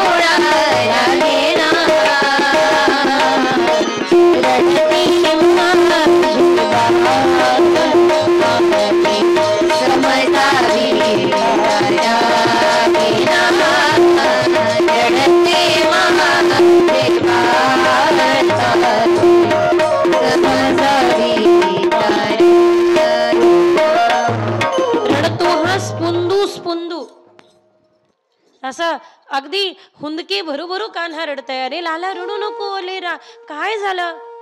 कदाचित मैयाला वाटलं की त्याला त्या जोगी बुवांना भेटण्याची इच्छा असेल तर तेच आता शांत करतील. त्यांना दर्शन करू दिलं नाही म्हणून माझं लेकरू रडत तर नाहीये ना, म्हणून धावत मैया आल्या आणि हाक मारला, अरे ओ जोगी बुवा इकडे इकडे इकडे. दर्शन करून देते पण दूर ना, जवळून नाही. ठीक आहे. दूरवर कन्हैयाला मैयाने पकडले. महादेव पाहताय, मैयाला म्हणताय, मैया अगं खरं सांगतो, मी काही कलियुगातला प्राणी नाही ग की चष्मा लावून पाहून घेईल. दिसत नाही ग दूरचं मला. जवळ आण त्याला. तर जवळ आणलं. अजून जवळ आण, अजून जवळ, अजून जवळ आण, अजून परत जवळ आण. असं म्हटल्यानंतर शेवटी घेतलं मैयाने आणि श्याम सुंदरांना शंकराच्या कडेवरती देऊन दिलं. महादेवांनी आपल्या कडेवरती कन्हैयाला घेतलं. कन्हैया महादेवांकडे पाहताय, महादेव कन्हैयाकडे पाहताय. दोघांची नजर एक झाली. या लीलेला भागवताने हरिहर मिलन लीला नाम के दिल. बोला हरिहर भगवान की जय हो. हरिहर भगवान की जय हो. हरिहर भगवान की जय हो. तर भगवंतानी या ठिकाणी कोणती लीला केली आहे? हरिहर लीला. ज्या वेळेला आपण महादेवांवरती तुळस वाहतो आणि भगवान श्री विष्णूंवरती, अशा बऱ्याच कथा आहे. पुढे पण महादेव बऱ्याचदा हरिहर मिलनामध्ये आलेले आहे. त्याचं वर्णन पुढे पण येतं. सगळ्यात महत्वाचं काय बघा, सगळ्यात महत्वाचं हे, वरती युती आहे, खालीच गडबड आहे. वरती युती आहे. कार्यकर्ते या पक्षाचे त्या पक्षात बसत नाही आणि वरती सगळे एकत्र बसून चहा पित असतात. घ्या आनंद. हे जीवावर एकमेकांचे उठलेले असतात आणि तिकडे मात्र सगळा आनंद असतो. सर्व देवता एक आहे, भांडण खालीच आहे. मी शंकर उपासक, मी देवीचा उपासक, तुम्ही कृष्ण उपासक, आम्ही राम उपासक. अरे बाबा, आपुला तो एक देव करून घ्यावा, तेणे विण जीवा सुख नोहे. देव आपला एक, इष्ट आपले एक असावे, पण एको ब्रह्म द्वितीयो नास्ती. दोन देव असू शकत नाही. देवापर्यंत जाण्याचे मार्ग भिन्न भिन्न आहे, पण देव ईश्वर तत्व मात्र एक आहे. आई रूपामध्ये भजलं म्हणून दुर्गेचं स्वरूप दिसलं. पिता रूपामध्ये भजलं म्हणून शिवरूपात दिसले. मित्र रूपामध्ये भजलं म्हणून कृष्ण रूपामध्ये दिसले. बुद्धिदात्या रूपामध्ये भजलं म्हणून गणेश दिसले. अंततो गत्वा आकाशात पतितं तोयम यथा गच्छति सागरम सर्वदेव नमस्कारः केशवम प्रति गच्छति. श्रीकृष्ण तत्वाला जाऊन मिळणे आहे सगळं. सर्वदेव नमस्कार केशवम प्रति गच्छति. सर्व देवांचा नमस्कार एक केशवाला जाऊन मिळतो, एक माधवाला समर्पित होतो. म्हणून दोन देव असू शकत नाही, एकोच ब्रह्म द्वितीयो नास्ती. हा मी माझ्याकडून जोडला, आपल्याला समजावा याकरता. एको ब्रह्म. त्यामुळे या ठिकाणी ही जी अनुभूती आहे, ही अनुभूती मोठी अद्भुत आहे. एक महादेव आणि श्यामसुंदर आनंद घ्यायला हरिहर मिलन लीला करतात. तुम्हा सर्वांना माहिती आहे, पंढरपुरामध्ये एक घर ज्यांनी कधीच विठ्ठलाचं दर्शन नाही केलं, त्या काळ्या सावळ्या पांडुरंगाला मी पाहणार नाही. आणि आमच्या विदर्भाच्या भाषेत सांगायचं झालं तर त्या काळ्या सावळ्या आणि डोंबड्या विठ्ठलाचं तोंड पाहणार नाही. नाव आहे नरहरी सोनार, देवा तुझा मी सोनार, तुझे नामाचा व्यवहार. नरहरी सोनार, हरीचा दास, भजन करी रात्रंदिवस. तर एक शेठजी होते, विठ्ठलाला प्रार्थना केली, पांडुरंगा पुत्र मला झाला तर तुला सोन्याचा कंबरपट्टा वाहेल रे. ईश्वराची कृपा झाली, सोन्याचा कंबरपट्टा वाहण्याची वेळ आली. नरहरी सोनारांना विनंती केली, त्या सावळ्या विठ्ठल नाव घेऊ नका त्याचं माझ्या पुढे. अहो ऐका तर खरं, त्यांच्या करता बिलकुल नाही, काहीच नाही, मी एकही सेवा करणार नाही, पण त्यांच्या करता सोन्याचा कंबरपट्टा बनवायचा आहे. तुमच्यापेक्षा चांगला सोनार नाही, मग ठीक आहे बनवून देतो, पण मात्र माप घ्यायला मी येणार नाही. माप तुम्ही घ्यायचं, मी बनवून देणार. मी एक शंकराचा, महादेवाचा सुंदर कंबरपट्टा बनवून दिला. कंबरपट्टा बनवून पूर्ण झाला. आता नेऊन देवाला धारण करून द्यायचा. तर देवानी एक लीला केली, आपली ढेर 2 बोटांनी वाढून दिली. देवाला लावू पाहते तर मात्र होत नाहीये, लहान भरतोय. अहो जरा याला नीट करा. आता देवानी एक लीला केली, वाढून दिलेली ढेर कमी करून घेतली. त्यामुळे आता वाढून दिला 2 बोटांनी, तो इतका अघळ पघळ झाला की डोक्यातून गेला तर पायातून निघाला. 2-4 वेळा झालं. म्हणे शेवटी एक काम करा, हे काही जमत नाहीये, मग काय तुम्हीच चला माप घ्यायला. म्हणे मी नाही पाहणार. मग डोळ्याला पट्टी बांधून घेऊन जातो की. डोळ्याला पट्टी बांधण्यात आली. एकाने इकडून पकडलं, एकाने इकडून पकडलं, निघालो सोंग रस्त्याने. काय म्हणे हो कशाचं हे? म्हणे हे काय तुम्ही आता पहा म्हणे काय होतं. देव म्हणे चांगल्या चांगल्या पट्ट्या बाजूला सारल्या, ही तर साधी आले आणि विठ्ठलाची कंबर शोधायला सुरुवात केली. कंबर कुठे लागते का? हाताला शिवलिंग लागत होते. म्हणे खोटं बोलता, मला शिवालयामध्ये आणलं आणि विठ्ठल म्हणताय. अहो खरंच पांडुरंग आहे. म्हणे पट्टी बाजूला करा, मी माझ्या डोळ्याने पाहिल. पहा बरं म्हणे, पाहिल्यानंतर जे दिसेल त्याला जबाबदार आम्ही नसू. म्हणे नसू तर नसू, काढा पट्टी. जशी पट्टी बाजूला काढली, विठ्ठल परमात्म्याचं दर्शन झालं. परत एकदा माप घेण्याकरता कमरेला शोधण्याचा प्रयत्न केला. हाताला शिवलिंग लागत होती. आजही ज्यांनी पांडुरंग परमात्म्याचा अभिषेक केला त्यांना अनुभूती होते की भगवान विठ्ठलाच्या डोक्यावरती आपण म्हणतो शिवलिंग आहे, सांगण्याकरता की हरदे समेतू हरभे समेतू तेरे नाम अनेक तू एक है. सागर से उठा बादल बन के, बादल से फटा जल हो कर के, फिर नहर बना नदिया गहरी, तेरे भिन्न प्रकार पर तू एक ही है. हर दे समेतू हर भे समेतू तेरे नाम अनेक तू एक ही है. अनेको जरी तुझे रूप असेल, कोटी कोटी रूपे तुझी, कोटी सूर्य चंद्र तारे, कुठे कुठे शोधू तुला, तुझे अनंत देव्हारे, पण मात्र सगळ्यांमध्ये तू एकची भरलाय. अशा प्रकारे भगवान लीला करतात. महादेव आनंद व्यक्त करतात. दोन्ही हात वर करा, टाळी वाजवा, सगळ्यांनी म्हणा बाकड डम डम डम डम बाजे डमरू, नाचे बाजे डमरू, नाचे रे सदा शिव जगत गुरु. बाकड डम डम डम डम डम डम, बाकड डम डम डम, बाजे डमरू बाजे डमरू, नाचे रे सदा शिव जगत गुरु. नाचे नाचे रे सदा शिव जगत गुरु, नाचे नाचे रे सदा शिव जगत गुरु.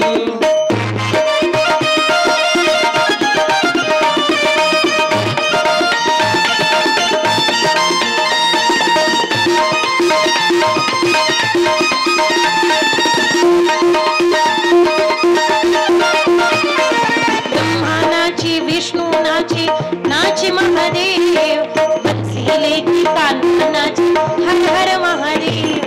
ब्रह्मानाची विष्णू नाचे, नाचे महादेव, बंसीले की कान्हा नाचे, हर हर महादेव. ब्रह्मानाची विष्णू नाचे, नाचे महादेव, बंसीले की कान्हानाची, हर हर महादेव.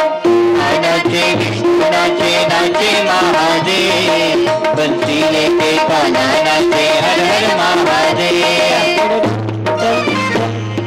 डम डम डम डम डम, बाकड डम डम डम, बाजे डमरू, बाजे बाजे डमरू, नाचे सदा शिव जगत गुरु. नाचे रे सदा शिव जगत गुरु, नाचे नाचे रे सदा शिव जगत गुरु, नाचे नाचे रे सदा शिव जगत गुरु. ओम नमः शिवाय, ओम नमः शिवाय, ओम नमः शिवाय, ओम नमः शिवाय. बोलिए हमारी ओम नमः शिवाय, ओम नमः शिवाय, ओम नमः शिवाय, ओम नमः शिवाय. ओम नमः शिवाय, ओम नमः शिवाय, ओम नमः शिवाय, ओम नमः शिवाय. ओम नमः शिवाय, ओम नमः शिवाय, ओम नमः शिवाय, ओम नमः शिवाय. ओम नमः शिवाय, हरे ओम नमः शिवाय, हरे ओम नमः शिवाय, हरे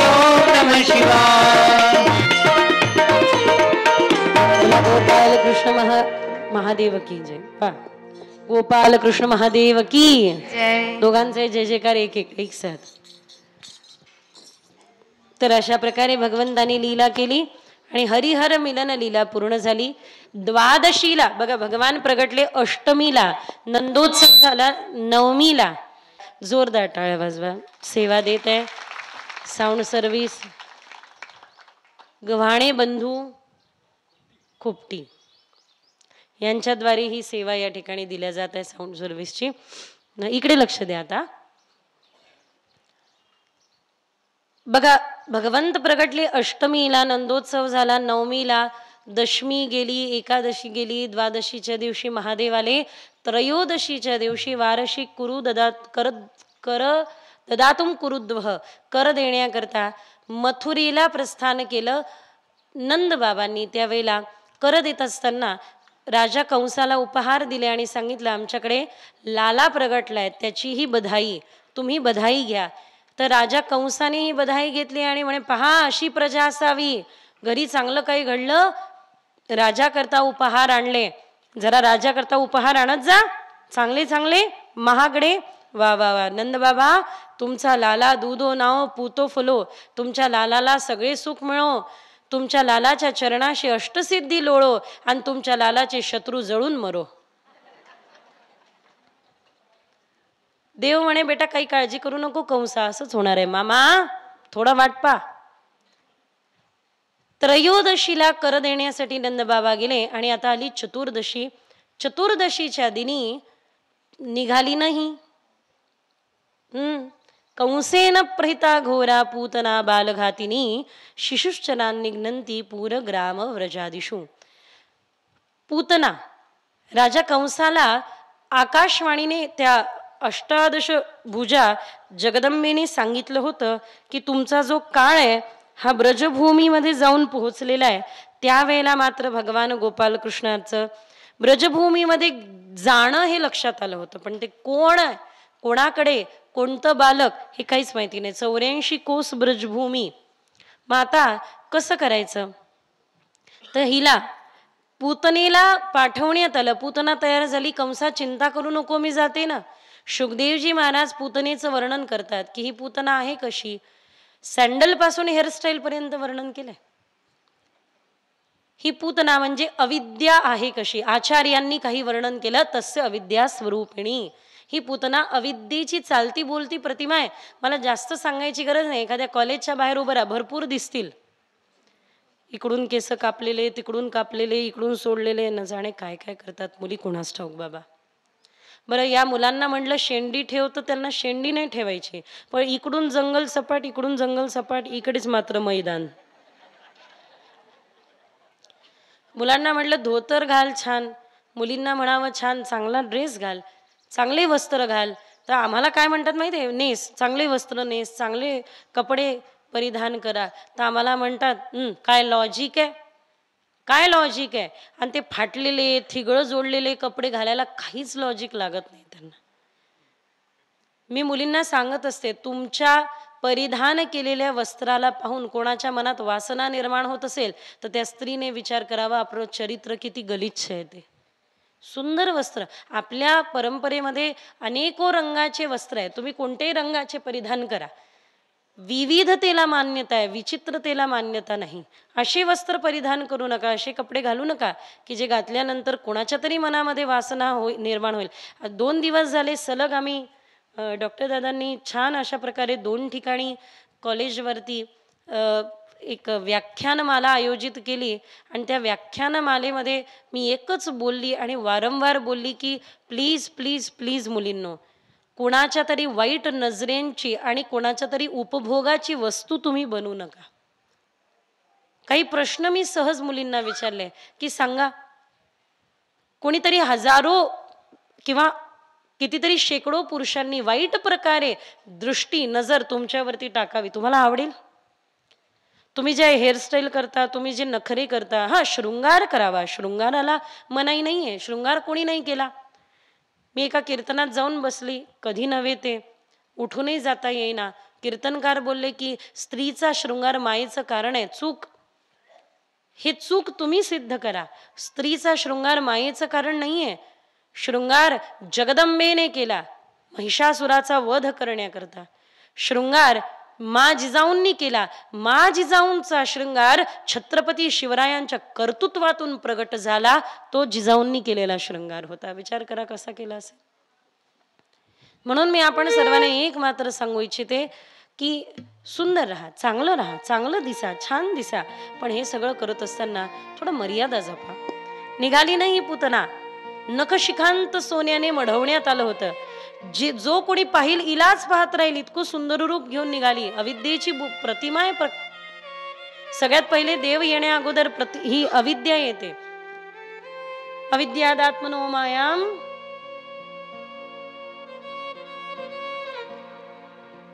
चतुश्लोकी भागवत काय सांगतो? यथाभासो, ज्या प्रकारे भास होतो, ज्या प्रकारे भ्रम होतो, त्या प्रकारे ही माया नानाविध रूप नटते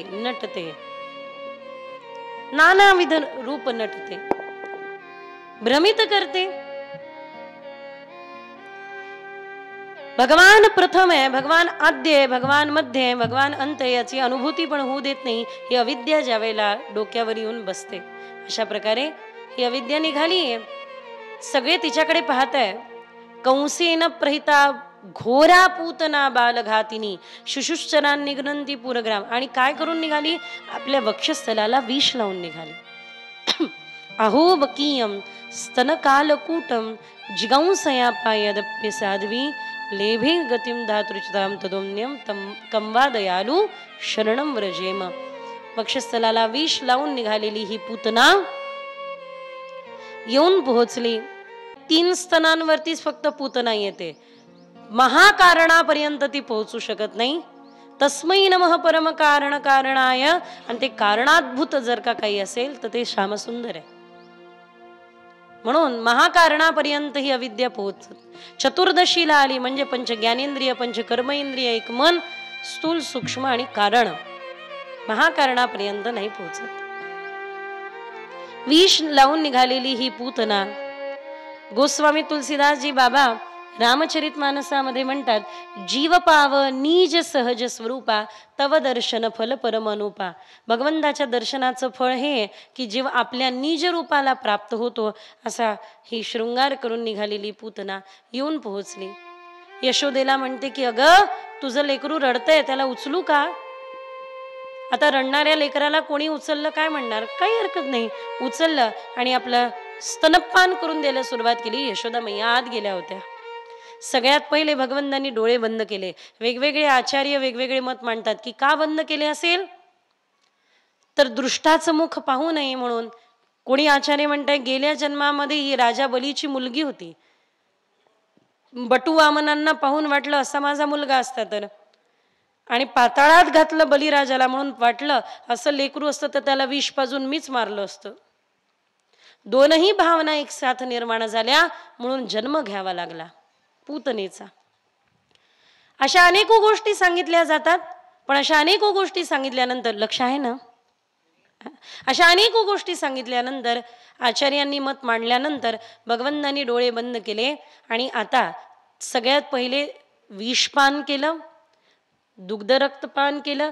मग अक्षरशः मासाचे गोळे तुटायला लागले. भगवान तिचा प्राण प्यायला लागले, प्राण आकृष्ट करायला लागले. ओरडायला लागली, सामुच्च मुच्चाल मे ते प्रभाषिणी, सोड कान्हा सोड. देवाचं वचन आहे पूतने, हे मावशे, हे मावशीबाई, माझं एक वचन आहे. काय? एक तर मी कोणाला कधी धरत नाही आणि ज्याला धरलं त्याला कधी सोडत नाही.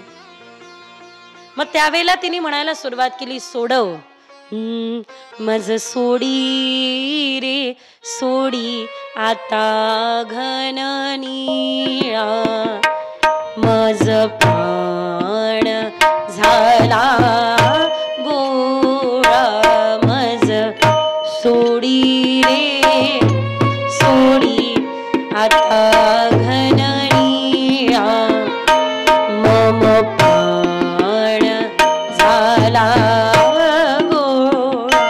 कान्हा सोड सोड सोड अरे कृष्णा, नाही सोडायला तयार तर सोडव, या अविद्येमधून सोडव. सामुच्च मुच्चालमिति प्रभाषिणी निशम्यमान. सोड सोड कान्हा सोड. मग त्यावेळेला भगवंतानी संपूर्ण प्राण आकृष्ट करून घेतला आणि अंत तो गतवा. ती ज्या वेळेला मरण पावली त्यावेळेला असं म्हणतात बा, अंगाखाली 17 घरं घेऊन मरून पडली, 6 कोसामध्ये पडली. तुम्ही म्हणाल ताई पंचकोश माहिती होतं, हा 6वा कोश कुठून आला? पंचकोश आहे ना, कोणते कोणते? हा हा बिलकुल क्षमा असावी.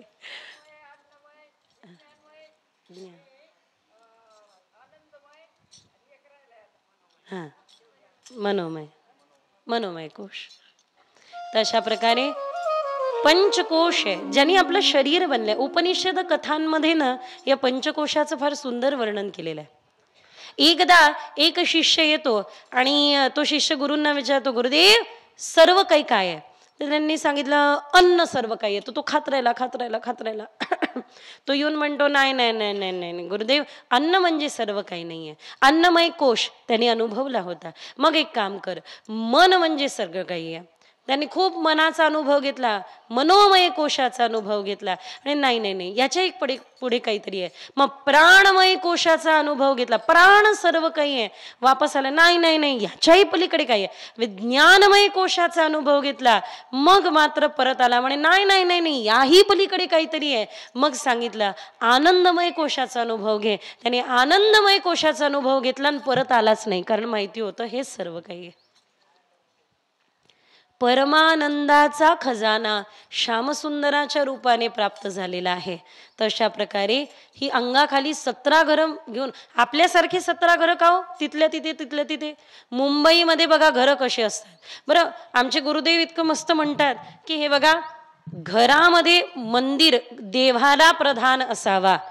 आपण काय करतो, घरातला देव्हारा कुठे असतो? ही याची खोली, ती त्याची खोली, ही आजीची खोली, ही माझी खोली. घर बनवताना ना देवाच्या विचाराने बनवा. आणि मंदिर घराचं कुठे बनवतो माहितीये का? असं सज्ज आहे, पायऱ्यात सीड्या आहे आणि उरलेली तेवढी चौकोनी जागा आहे, तिथे देवघर ठेवून द्या, देवांना इथं बसवा.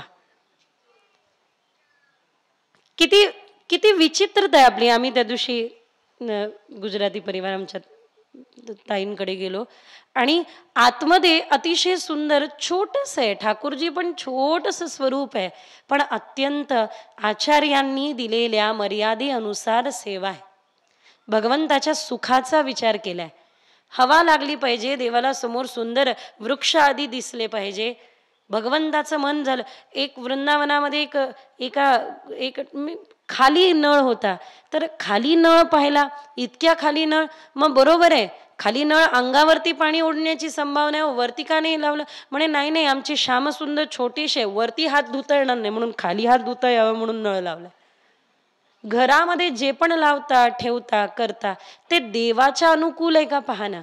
भगवंताला तिथे आलं पाहिजे आणि करता सेवा करता काहीतरी सुंदर हवा. मी ज्या वेळेला मी तुम्हाला सांगत होती ना, देवांना घेऊन प्रवेश घरात केला, गृहप्रवेश, काय कोणीच नव्हतं, हातात काही नाही, कलश नाही, काही नाही, फक्त खांद्यावरती झोळीत देव अडकवलेले. आमचे देव झोळीत असतात, खांद्यावर झोळीमध्ये देव अडकवलेले. आणि प्रवेश करताना मी एकच मनामध्ये विचार केला आणि माझ्या देवांना म्हटलं, देवा आता तुम्हाला इथून कोणी उठ असं म्हणणार नाही, तुम्हाला इथून कुठून निघून जावं लागणार नाही. कारण माझे देव बिचारे 8-7 महिने कसे माहिती, कधी इथे कधी तिथे, कधी या गाडीत कधी त्या गाडीत, कधी ट्रकमध्ये, ट्रॅक्टरमध्ये, विमान, कसाही प्रवास करायचे बिचारे.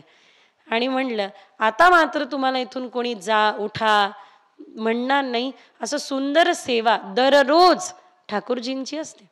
तर एक विनंती आहे, देवघर चांगल्या ठिकाणी असावं.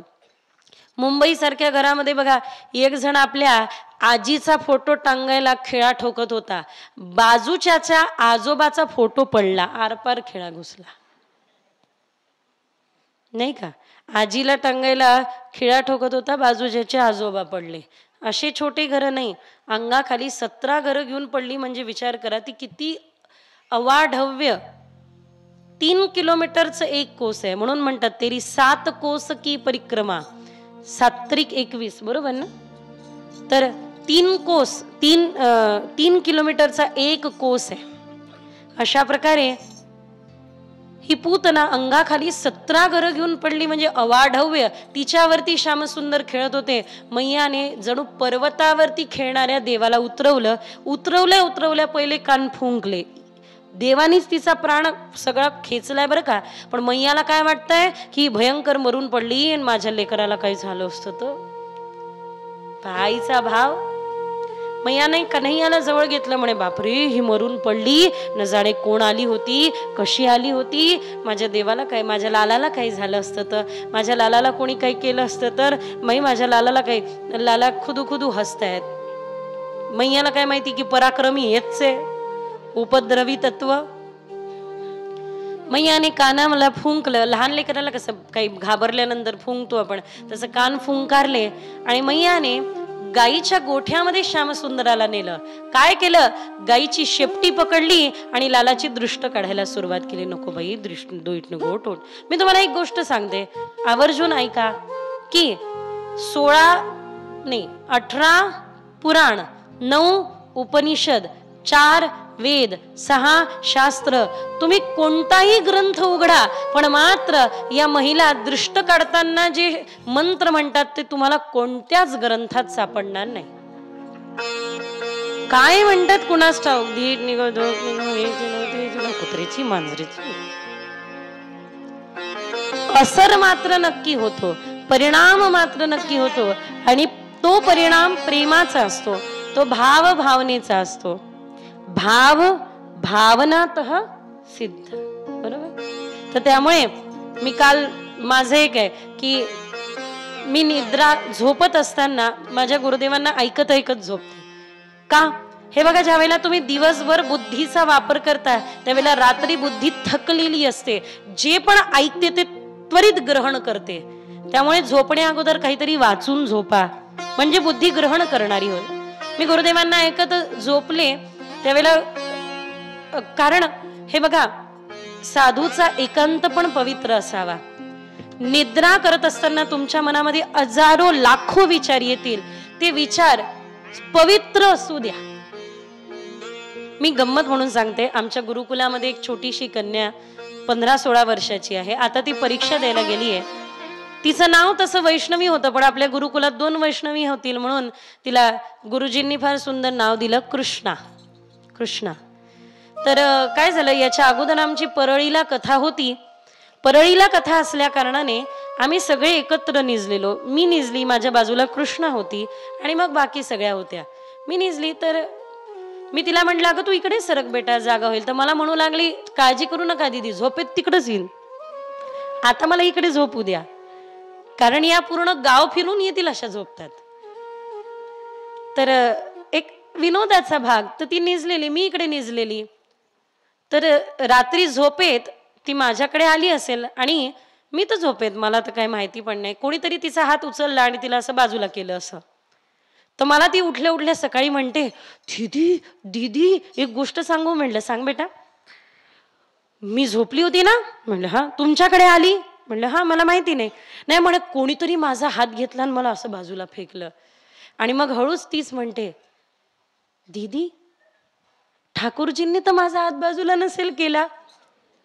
माझ्या डोळ्यात पाणी आलं, कारण मी ज्या वेळेला एकटी होती गोकुळात, गुरुकुलात कोणीच नव्हतं माझ्यासोबत, त्यावेळेला मी माझे जी चित्रपट सेवा आहे, एक तर ती प्रधान सेवा आहे, तर त्यांना आराध्य म्हणूनच, कारण जी मर्यादा गुरूंनी दिली, आचार्यांनी दिली, ती मर्यादा सांभाळायची, तर ती सेवा तशीच. पण एक चित्रपट आहे ज्यांना अगदी हृदयाशी लावून पहिलेपासून मी फिरायची, अगदी पहिलेपासून. तर मग असं हृदयावरती आपलं घेऊन निजायचं, आनंद, छान झोप लागते. एकटं जरी असलं तरी काही फरक पडत नाही मग, कारण देव असतात आपल्यासोबत त्यावेळेला, मग काय चिंता.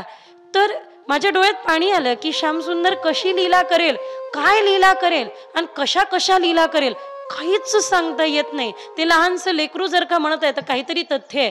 मनामध्ये एकच विचार आला की आपली निद्रा अवस्था जी आहे ती पण स्वस्थ असावी आणि ती पण पवित्र असावी. निद्रेला देखील पवित्रतेची जोड द्या. म्हणजे आपण तुम्ही आता नामस्मरण करताय, मग झोपल्यानंतर नाम कोण घेणार?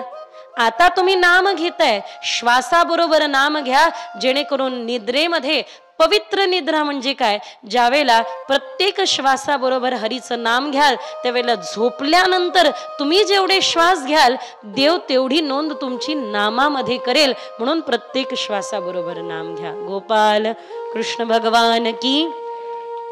साधूचा एकांत पवित्र असावा.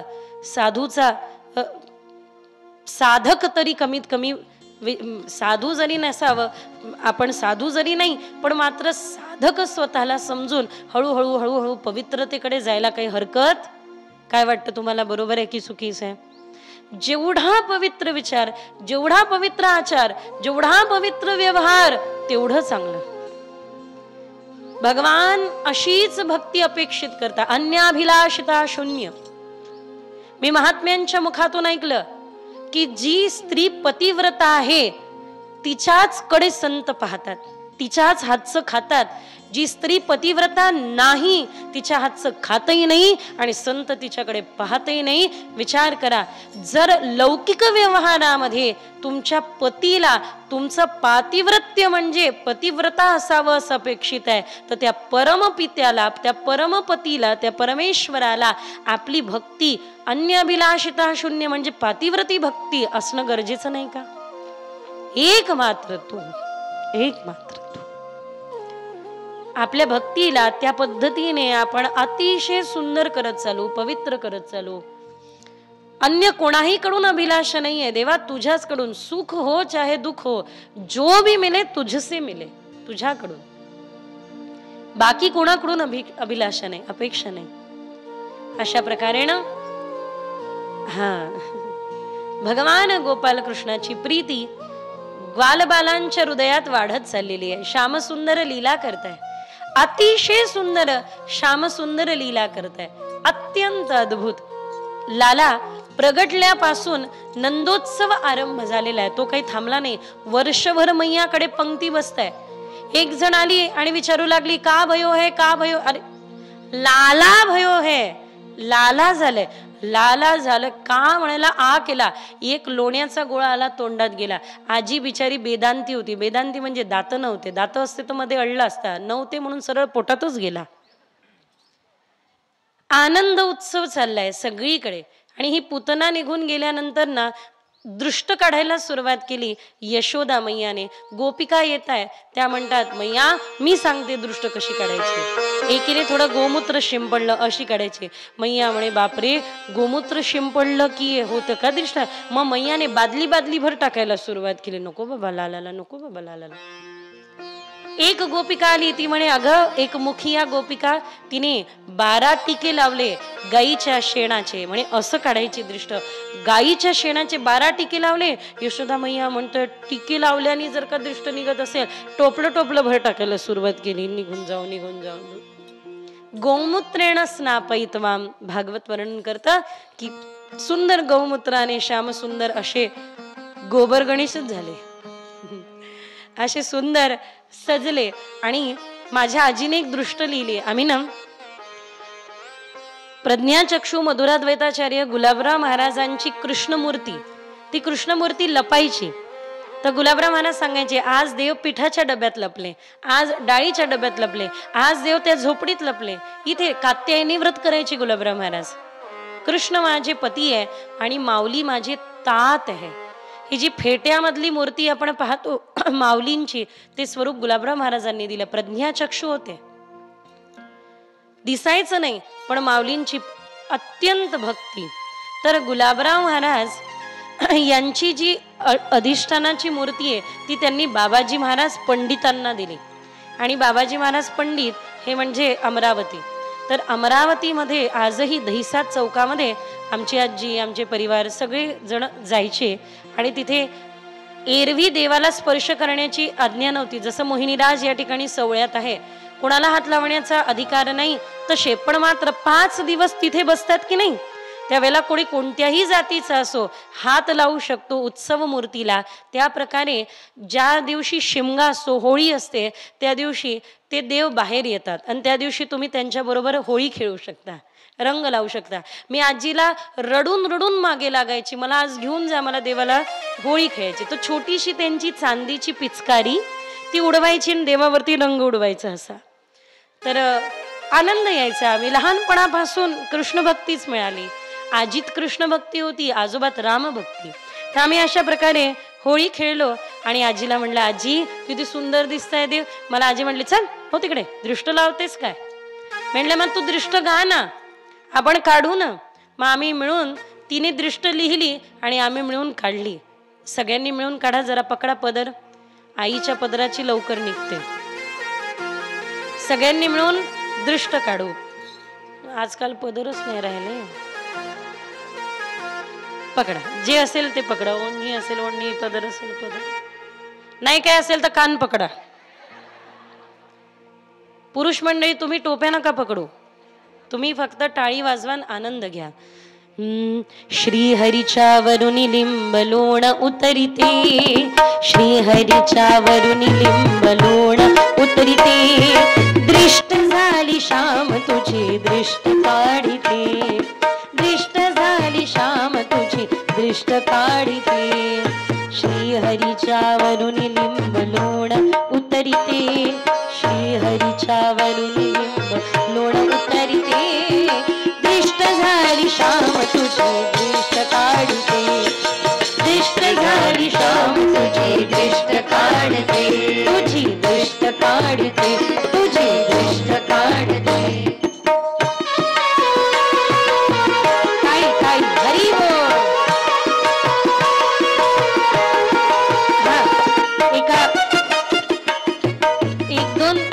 एक दोन मातांना विनंती आहे की इथे आम्ही देवाची दृष्ट काढतो, एक दोघी जणी जाऊन मोहिनी राजाची दृष्ट काढली तरी चालेल.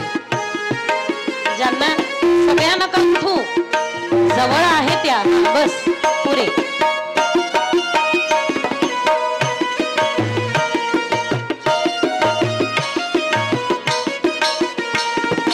अगबग किशी मारुनिया शिरला हरी, अगबग किशी मारुनिया शिरला हरी. थांब थांब जाऊ नको बैस क्षण भरी, बैस क्षण भरी, बैस क्षण भरी. दही दूध तूप लोणी तुझस अर्पिते, दही दूध तूप लोणी तुझस अर्पिते.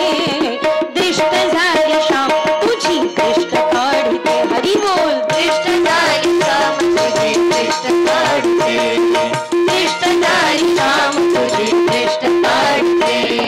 श्रीहरीच्या वरुणी लिंब लोण उतरिते, श्रीहरीच्या वरुणी लिंब लोण उतरिते. दृष्ट झाली श्याम तुझी दृष्ट काढते, दृष्ट झाली श्याम तुझी दृष्ट काढते, श्याम तुझी दृष्ट काढते.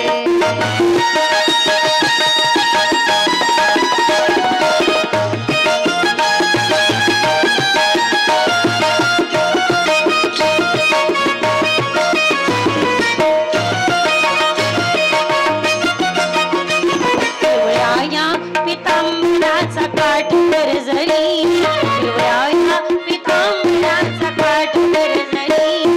थांब थांब जाऊ नको बैस क्षण भरी, कान्हा बैस क्षण भरी, कान्हा बैस क्षण भरी. पिवळ्या या पितांबराचा काठ भरजरी. आणि थांब जरा, देव किती थकले आजच्या या कार्यक्रमाने, देव थकले ना म्हणून थांब त्यांची दृष्ट काढते. पिवळ्या या पितांबराचा काठ भरजरी. थांब थांब जाऊ नको बैस क्षण भरी, कान्हा बैस क्षण भरी, कान्हा बैस क्षण भरी. तुळशी मंजिरीची तुरे तुझसी अर्पिते,